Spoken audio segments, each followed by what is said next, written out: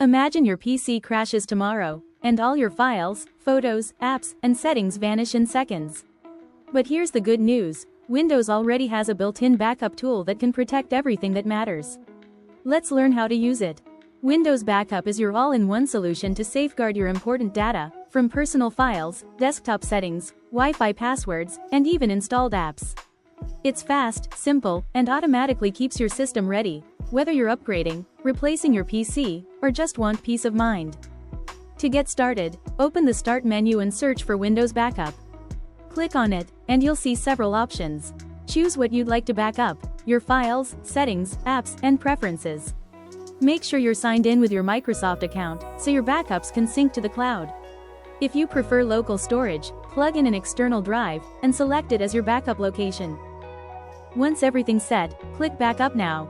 Windows will securely copy your files and settings to your chosen location. You can view progress, pause, or schedule automatic backups. And whenever you move to a new PC, just sign in with your same Microsoft account, and Windows will instantly restore your data, apps, and preferences.